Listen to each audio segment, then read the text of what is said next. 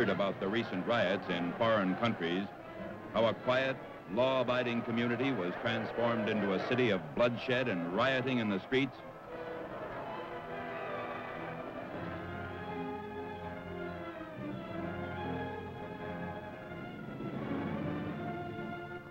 You must know how these riots happen in a foreign city such as Vitlo, and how you, as a member of the occupying force, will act in reestablishing order. The city may be under political pressure from a radical organization. Most of the people in the street are concerned only with their personal business, just an orderly crowd. But members of the opposition party are working against you and your country.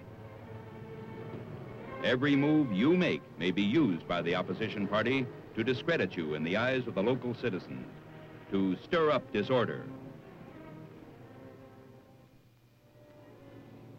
Here is the sort of thing that may happen.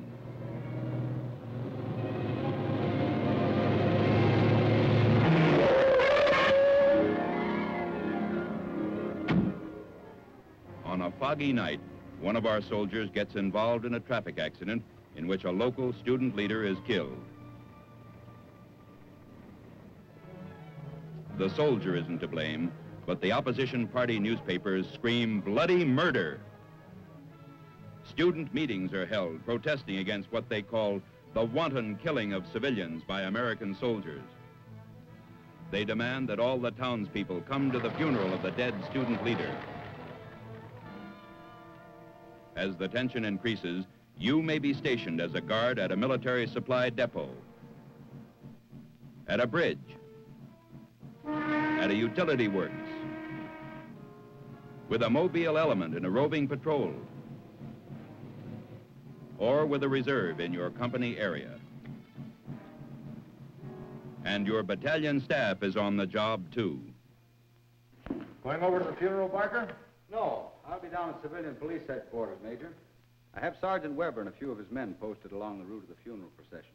You still think the civilian police will be able to handle it? I think so. I wish they weren't marching so close to our supply depot here. It's not good. And you can't tell what those 1,200 civilian employees might do in a disturbance. By the way, Sergeant Green. Yes, sir? Did the companies get the commanding officer's order to cancel all passes? Yes, sir. And they're recalling all men now just in case of trouble. Good. They'll be a lot safer off the streets. Sergeant Howell, I'll phone you about every 15 minutes. Yes, sir.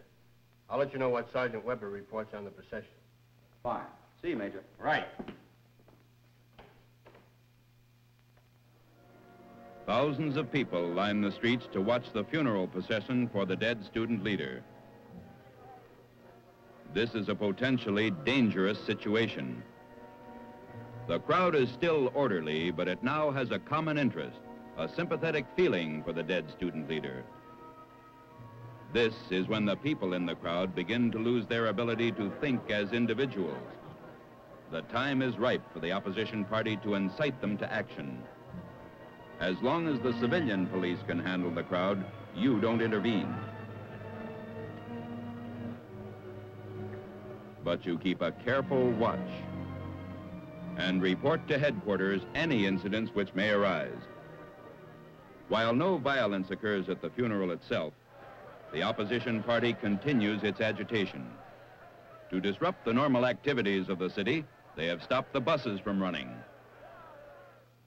Hundreds of people who live in outlying sections will have to stay in town. These people, resentful of the inconvenience, are potential recruits for a mob. As the situation develops, routine patrols will be augmented. You may be assigned to one of them. Charlie Peter 1, this is Mike Peter 5, over. We're at the bus station. There's a large crowd here. They are trying to stop the buses from leaving the station. Over. The riot squad of the Civil Police Department moves in to get the buses running.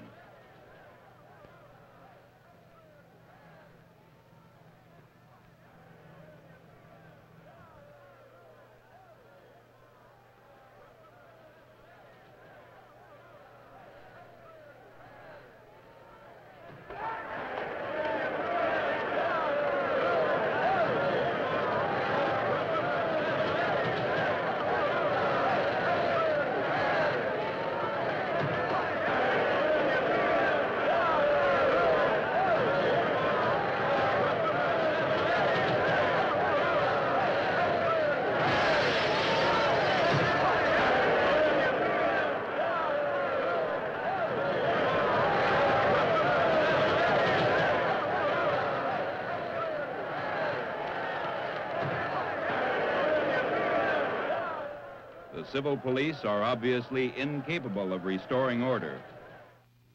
So the civilian authorities finally request military assistance. The S2 at Civil Police Headquarters relays the request to the S3 at Battalion Headquarters. Your unit alert plans are prepared and rehearsed in advance for this kind of emergency. The battalion commander has already received authority from the area commander to commit troops upon request of the civil authorities.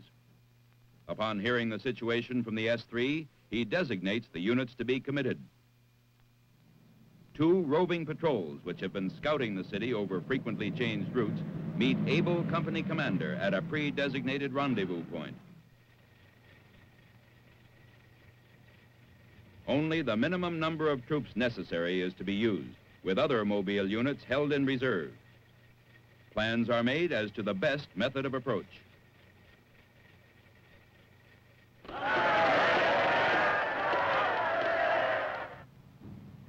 Then the entire mobile unit proceeds to the bus terminal.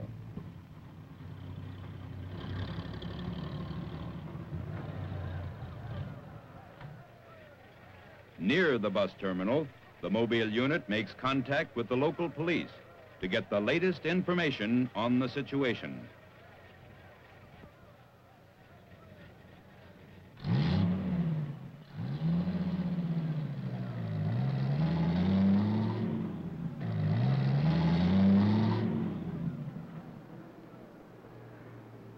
To avoid the crowd, they decide to enter the bus terminal from the rear.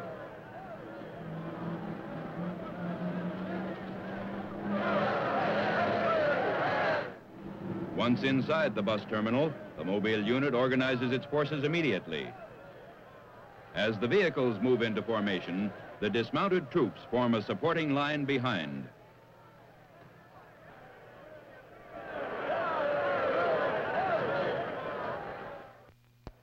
Then the order is given to raise the door.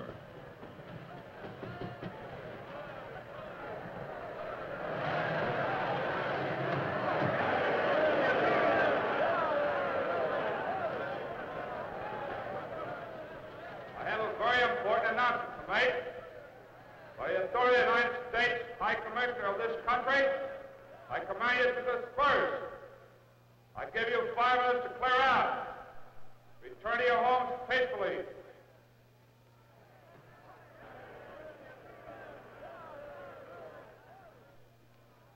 The proclamation is repeated in the native language by an officer of the local police who is attached to our headquarters. This is a critical moment. The crowd seems undecided. But if you're in the unit facing the crowd, you have the advantage. This is when your military training pays off. Your military bearing, your confidence in your ability, your bayonet, the prestige of your uniform. These are the things that impress the crowd. The crowd isn't very well organized. But you know exactly what you are going to do and how you are going to do it.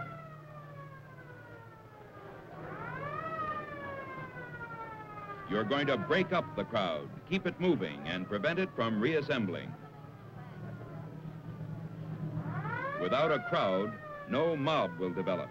Without a mob, there will be no rioting.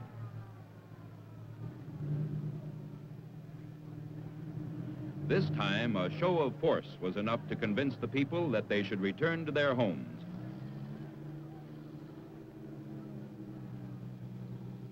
Transportation returns to normal, and the people can get home for the night.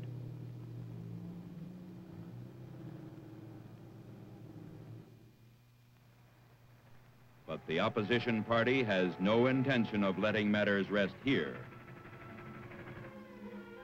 During the night, they attempt to derail a trainload of military supplies.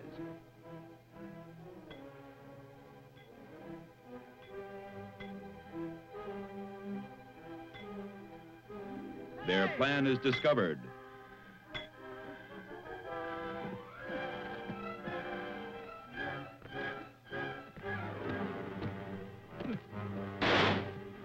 In the ensuing fight, one of the saboteurs is killed.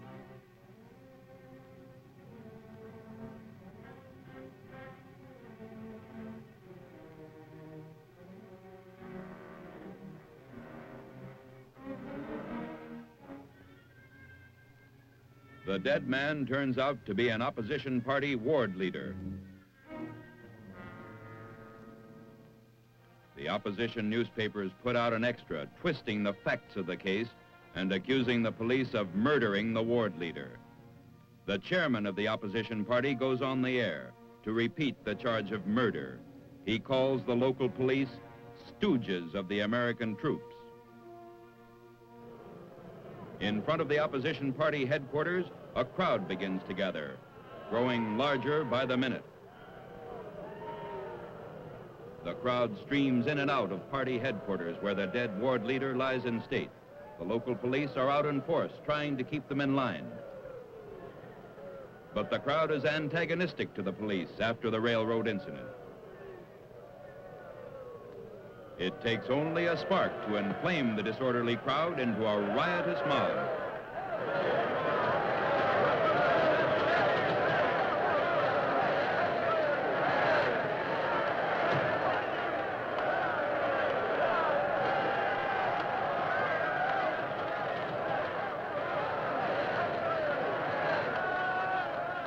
But our observers are keeping us informed of the situation.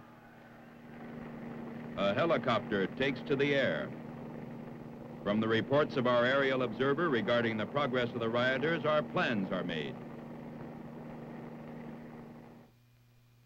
First, rooftop patrols will clear the roofs of buildings of all rioters. Second, roadblocks will be erected to seal off the crowd from the industrial area. Third, troops will advance to a position near party headquarters where they will go into riot control formations to disperse the rioters and drive them toward the residential area.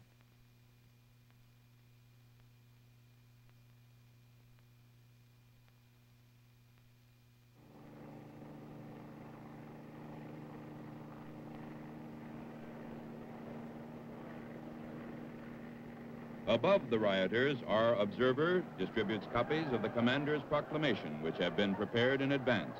The proclamation orders the rioters to leave the area, forbids public meetings and the carrying of weapons, and states that if necessary, military troops will intervene to restore order. But the rioters are not impressed. Now our plan goes into effect. First, we clear the rooftops to protect advancing troops. If you are assigned to a rooftop patrol, you may run into some civilians who are only curious spectators. But you take no chances. Everyone must go. Here is one who is not so harmless.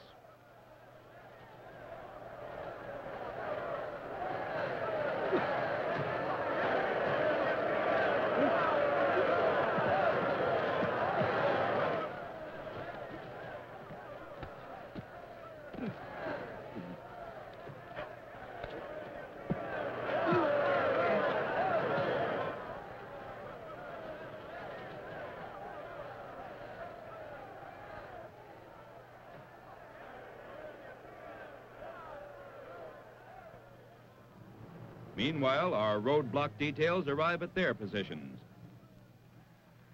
Concertina wires stretched across the street. While our construction detail gets the roadblock in position, a security force protects it against any rioters who may approach. And members of our rooftop patrol give added security. Once the roadblock is in place, the security force takes up its support position in the rear. 30 caliber machine guns cover the roadblocks. Now our main force can come into action. The advance party, consisting of armored cars and 1/4-ton trucks, reconnoiters ahead to protect the main force. It goes into position to guard the flank and rear of the column of our dismounted troops marching straight toward the mob.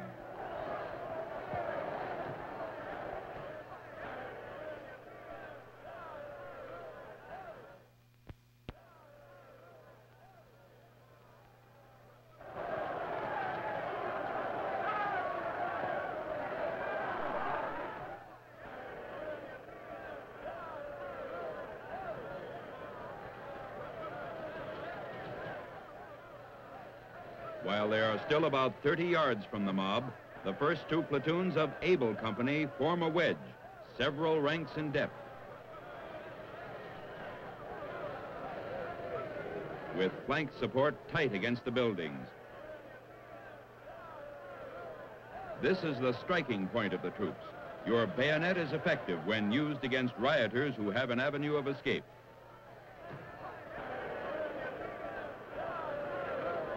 This wedge formation is the one you use to break up the mob, drive part of the people ahead of you, and split the remainder down the side streets.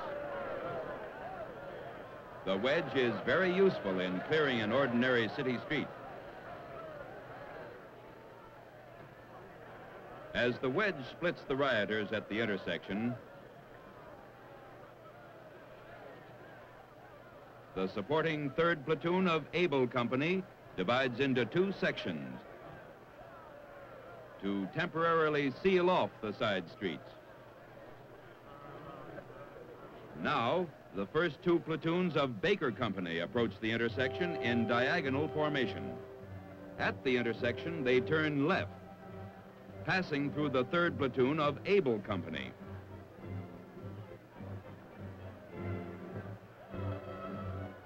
Baker Company drives part of the mob up the side street, where it will be split at each intersection.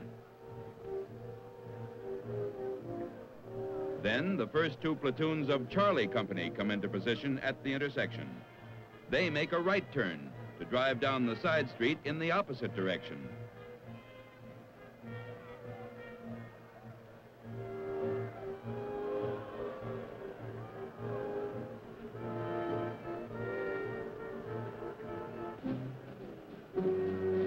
Following them comes the 3rd Platoon.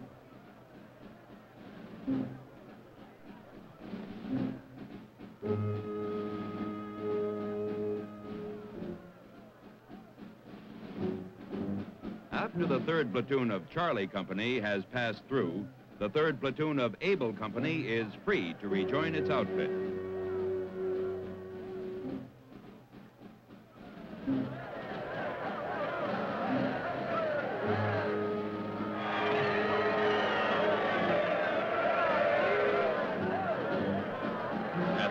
Intersection, the rioters, being driven by Charlie Company, are split.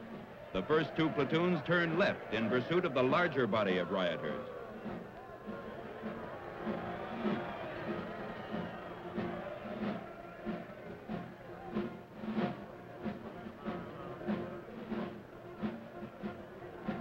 The last platoon moves straight ahead. Our teamwork is getting results. The rioters are being split into smaller and smaller groups. At the next intersection, the crowd being driven by the 3rd Platoon of Charlie Company is forced to turn at a roadblock. The platoon turns to follow it. Meanwhile, Able Company, which continued straight ahead in a wedge formation, has its segment of the rioters on the run. Now is the time to speed up the action. Fear is contagious. Once you get a mob running, you keep it on the run. Your commander now commits his mobile reserve. Your vehicles can harass the rioters, break them up into small groups. Keep them running until they are out of breath.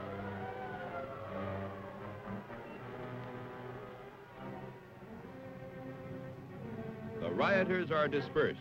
The affected area is patrolled, and the city temporarily is quiet. But no one expects this to be the end of the trouble. Certainly not your battalion commander, who is keeping in close touch with the situation. Just stopped by on my way to the utility works. Any more information? All reports coming in point to an attack on the utility works. Probably within the hour. That riot at party headquarters was just to divert our attention. That's logical. We can expect the opposition party to make its main effort at the utility works. Right, sir. And if they fail there, they'll probably lose so much prestige they won't be able to incite another riot. That's right. I'm pulling Baker Company back into reserve. Charlie and Dog Companies, together with a platoon from Able Company, should be able to protect the utility works. Yes, sir. You'll get all information down to the troops. I want them kept informed. Yes, sir. We'll take care of it. That's good. I'll be with Charlie Company if you need me. One of the vital points in a city is its utility works. Without gas or electricity, life in a modern city is almost paralyzed. That's why protective troops have been placed on guard here during the present disorders.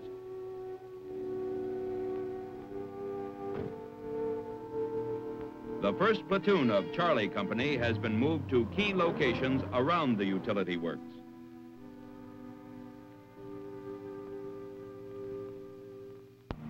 While nearby in a bivouac area, the other units of the battalion are already alerted. And it's well that they are ready. A crowd of people armed with sledgehammers, clubs, and rocks is reported approaching the utility works. A mobile unit leaves the bivouac area to reinforce a roadblock, which seals one of the roads leading to the rear of the plant.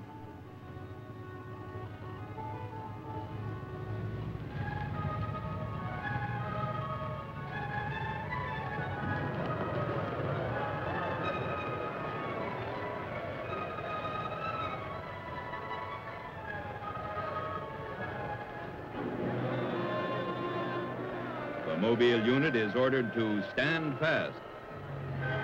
No doubt this is just a diversion to draw our attention from an attack on the main gate. It seems able to handle this situation all right. Remember, you do not resort to violence as a result of threats or insults. But back near the main entrance, something else is developing. At an outpost roadblock, a huge crowd is observed approaching. Enough people to completely wreck the utility works in a few minutes. It's high time to call for help, alert the command. Back in the bivouac area, a holding force moves out.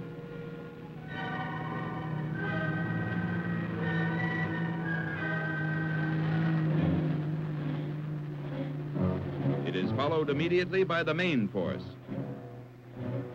The holding force has been ordered to block the side street at the main entrance.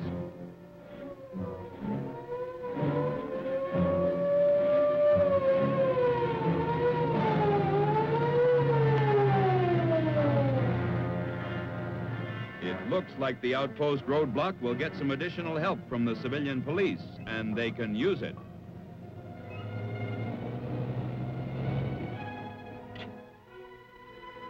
But these are not police. Opposition party members wear stolen police uniforms to breach the roadblock.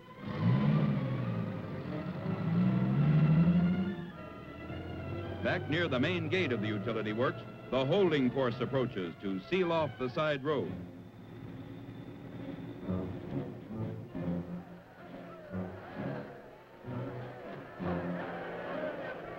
This is when you have to work fast. A roadblock is quickly erected. And just in time. As the rioters pass the roadblock to storm the main gate of the utility plant, the holding force prepares to make use of chemicals. First, riot or baseball grenades containing tear gas are used to peel off the rear of the crowd, to start it retreating and relieve the pressure on the front of the mob. Then baseball grenades are tossed over the crowd to reach the people next to the building and the fence. Now, portable tear gas dispensers go to work on the close flank of the rioters. When you use gas, be sure to use plenty.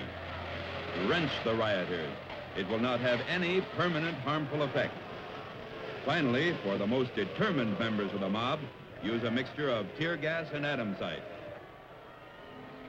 As the gas begins to take effect, the main military force comes into action.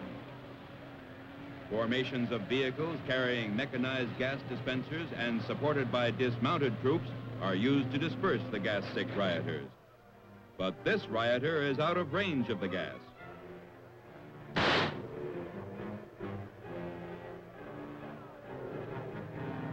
The military force retaliates with pre-designated marksmen.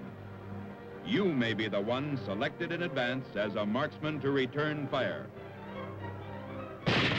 If so, you will be ordered to fire only when it is absolutely necessary. But the leaders of the opposition party are desperate. As they see the riot collapsing, they resort to automatic fire. We are prepared for that too. Upon command, our machine guns, already in position, return the fire. The rioters have played their last card. The members of the mob will be scattered and driven toward their homes.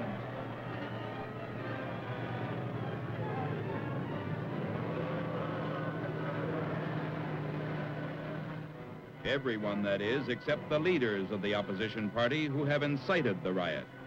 They will be turned over by the mopping up patrol to the civil authorities for prosecution.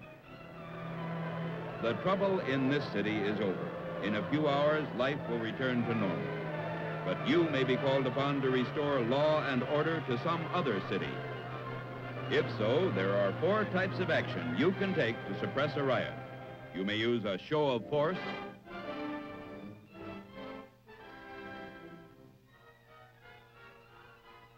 riot-controlled formations, chemical agents, or a combination of these 3. Finally, you may use fire by selected marksmen. The action taken will be determined by the situation. Whatever course you follow, you must be well-mannered, impartial, but firm.